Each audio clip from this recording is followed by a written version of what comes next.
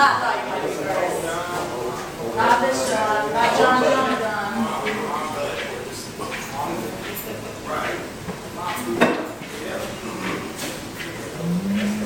Yeah. You plug that in your ear.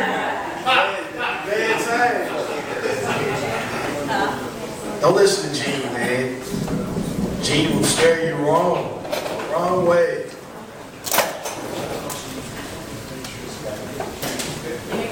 Hello. It's great to be here at LetterSong. All of you happy faces out there, you're happy because you're inside here. It's raining outside, right? This guy wants to walk up here and start spitting on me, okay? I ain't told a bad joke yet, you know. Say that for later. I have good jokes. I got a great one right here. That's why I take this microphone and beat you over your head with it. That's the best one. I want to tell you, before I came here, I made sure I took a shower because I was feeling like I was still at work. And I hate that feeling like I'm still at work. I don't want to feel dirty and stuff, man. You know, you don't want to be walking down the street and somebody asks you, hey, what kind of cologne do you got on? Oh, this is called on the clock. That's what it's called, on the clock. You don't want to smell like you still at your job. Man, you know, I've had plenty of jobs, man, you know. One of the most memorable jobs I had was when I worked at a gas station. Because the very first day on the job, my manager came up to me and he said, listen, no matter what happens, this place gets robbed, don't be a hero. I said, you don't have to worry about it, because I'm going to be an accomplice to the crime. Yeah. Anything you want, sir. If the robber comes in and says, what you want this? You can have some bread. You want this soup? Whatever you want. I'm going to help you pack it out to your car. I ain't going to be a hero. And I used to be a stocker. You know, I would stock the shelves and stuff. And there was a time when my friends would come in. And I always had these friends, well, what I call friends at the time. They said, hey, man, hook me up. Hook me up with this, man. Hook me up with that. Hook a brother up with this. That's what I'll tell you how to do. I'll hook you up with an application. What about that? Fill out an application for a job, you know. And those gas stations, man, you know, I noticed nowadays, man, it's different when I worked for gas stations. But back then, you know, they didn't, you know, when they changed the gas prices, they didn't do it digitally like they do it now. They would have the person get up on the ladder and want to change it, you know. If that was the case now, I would be really mad. The way the things jump up and down, I would just go up there and kick them like, get down, you know what I mean? Quit trying to raise your prices up. Make sure that you would stop it, you know. And everybody wants to go inside a gas station. They want to get mad at the clerk, you know what I mean? Go and ask the clerk all these questions and stuff. Why is the gas prices so high? You know, because if that was me, I'd be like, why don't you ask the president? Which president? The president of this gas station? No, Barack Obama, you know. Well, he asked me this. I only make 50 cents an hour, you know. Yeah. Because they don't pay those guys enough. They really don't for much, all the stuff they got to deal with. And you would think with all the money that they make these gas stations, man, that they would have more gas pumps. They only have like 2 gas pumps in these places. Man, with all the money going to, you know what I mean? You have like 5,000 people lined up around the block for 2 gas pumps, and they making $500 million a year one day, you know? I don't know. I'm not a president or nothing like that. I'm not, you know, in politics. I could get a lot of different things changed. I could. But I think, you know, if I had to vote for someone to be in office, I would like to get a woman with a mustache, you know? Somebody different, you know what I mean? I don't know how much you get changed, but you look really different, you know? So, yeah, that's great. And why is it, you know, the politician, they always say, oh, I'm a public servant working for you. Then they work for you when they're trying to get in office, then they get in office. It's my office. I do what I want to do. You're a slave, you know? That's the way they do it. I'm not going to talk about Donald Trump. I ain't going to say anything that's already been said about this guy. And the guy, he's the farthest barber, you know. You know that.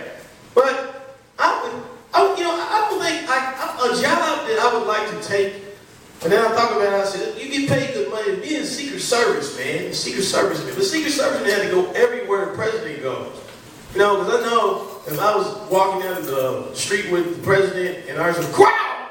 You know, I'd just be jumping. I'd be really nervous, man, because I couldn't take the bullet for the president. Now, I do everything else besides maybe go to the restroom with him, you know. Because you know when he's in there, he's doing number 1 or 2. I can handle number 1, but not number 2. He says, hey, man, it's enough, you know. I'm going to stand outside and wait for you to finish taking care of your business. Smell like you've been eating asparagus, you know. I couldn't do that. But there's some other jobs I would like to have. Thinking to myself, I could be a weatherman. I could. Like this right here. See, people think these guys are great. Oh, this guy, he's great. He's on the news. He predicts the weather. I mean, these guys go all school their whole lives so they can guess. And I know the weathermen guess they do. You ever see somebody on television say, there's a 50% chance of rain. There's a 50% chance of anything, you know. And you went to school to tell somebody this. You know, I don't understand that, man, you know. I mean, I can go out and say, yeah, there's a 50% chance you might get rained on, you might not, you know. If you stay inside here, you're not going to get rained on, you know. You don't have to pay me that. Hello, sir. How you doing? Man comes out here with some liquor in his hand, you know what I mean? Were you drunk before you came in here, or what? You decided to just walk in the middle of my act? I hope you're tripping, you know? Yeah. I'm not a valid person. He's tripping. Not going to happen. Huh? He's tripping. Yeah, he's tripping, he is. What is it? You know, alcohol is something, man. Because alcohol changes people. I got a brother, and it's never changed him. It's made him do dumb things. My brother, man, he's a great alcoholic. Been alcoholic for 25 years. He's great at it, man. I like going over his house sometimes because he'll go and he likes to show you his plaques on the wall. That was when I got my DUI in 1993. Right here in 2005. I'm working on one in 2020, you know. And me and my brother, we're different. I dabbled in alcohol a little bit. I did. I used to do it. And it made me feel strange, man, because I would do crazy things when I would drink. Like, you know, anything became a task. Like trying to use the restroom. Not number 1, but number 2, man. You know what I mean? One time I was so drunk, it took me like a half an hour to wipe myself. And I found out it was kind of hard to do it when I'm trying to wipe my back. You know, I said, oh my God, man. Why ain't it coming out? You know, it's the wrong hole. You know? My brother, man, he's funny because he does things like this. He's not a real nice alcoholic. You know those good guys who walk and say, hey, you pat him on the head and give him a few dollars, and then the cops take him away. He was that type of alcoholic, man. He's a violent alcoholic. He stopped outside a gas station once, and right before he went inside, he said, what do you think I could get, man, if I robbed this store? I said, probably about 5 to 10. I said, 5 to 10. No, we get 5 to 10. Put it this way, you'll get yourself a free place to live, you know. And he would do things like this, man, you know. My brother, man, I mean, one time I remember, it was a long time ago, the very first time he got locked up. We shared a real soft, great moment, touching moment. And first time I ever seen my brother locked up, there was this glass in between the both of us. I didn't want to be there. He didn't want me to be there. I cried. Did. Real touching. 20 years later, speed up. But after about 50,000 times of him going to jail again, you know, the softness was gone. I went there, and I thought to myself, I said, I'm going to probably cry again. I got there, and I expected my brother, because he'd done like 6 months in jail, and I thought maybe he would just be really out of it. And I looked through the glass, I seen this guy, he had a smoking jacket on. He was comfortable, man. He had slippers on, he'd been well shaved. I said, aren't you upset? He said, no, I've been watching television, I feel good, I'm great, you know. Everything's going okay. I thought to myself, I'm on the wrong side of this. I shouldn't be working, I should be there.